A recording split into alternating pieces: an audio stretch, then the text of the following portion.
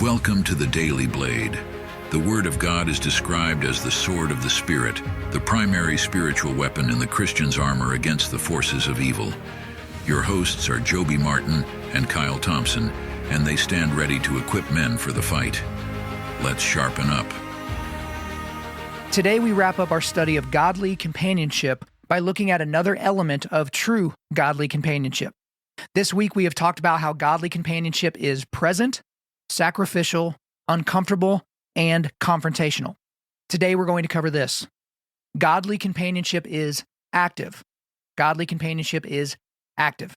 Now, Joby is going to cover the first part of Mark 2 in tremendous detail next week, so we won't steal any of his thunder today, but I do want to prepare you for that by locking in on the first 4 verses of Mark 2, and I'll read them here. And when he returned to Capernaum after some days, it was reported that he was at home. And many were gathered there, so that there was no more room, not even at the door. And he was preaching the word to them, and they came, bringing to him a paralytic carried by 4 men. And when they could not get near him because of the crowd, they removed the roof above him, and when they had made an opening, they let down the bed on which the paralytic lay. Now, as men, many of our modern relationships or connections are very passive. There are, a few fellas that, you'll go to lunch with on occasion. These are guys from work. You got a group of guys that you'll always play Call of Duty with, or, you have some buddies that you'll say what's up to at the gym, but it's all very surface level, super laid back, always at an arm's distance. That's not what we see in Mark 2. We see a group of 4 men that are willing to destroy a stranger's house, right? In order to get their buddy to the feet of a rabbi that they think might be able to help him. And we can see from the text of Mark 2 that these men are actually convinced that he will help their buddy. Now, these men are not passive. They don't seem like they would be easily deterred, right? They are active in how they approach this situation.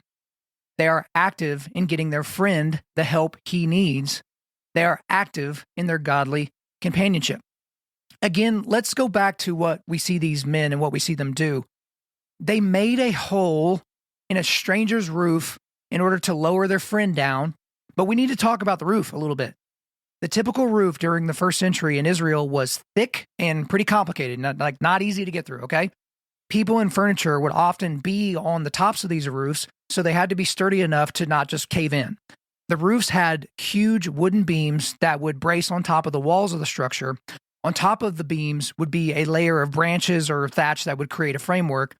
And then there would be a very thick layer of mud or clay that was mixed with straw, which would create a solid and watertight surface. And many of these roofs would have an additional layer of plaster or something similar for more waterproofing. So ultimately, you could not passively get through a roof like this.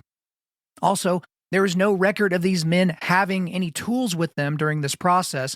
So we're ultimately left with this image of 4 men that are using their hands to dig their way through a thick roof to make an opening just big enough for their paralyzed friend to be lowered through. Active, not passive. So to wrap up this week's consideration, I've got to ask you this. Do you have a group of men in your life that are present, sacrificial, uncomfortable, confrontational, and active? Do they have those elements? For some of you, that is a haunting question. And to be honest, I hope it does haunt you. That just means it's time for you to fix it. Thank you for listening to today's episode. Before you go, if you want to help equip other men for the fight, share this podcast around and leave us a 5-star rating and review. Stay sharp.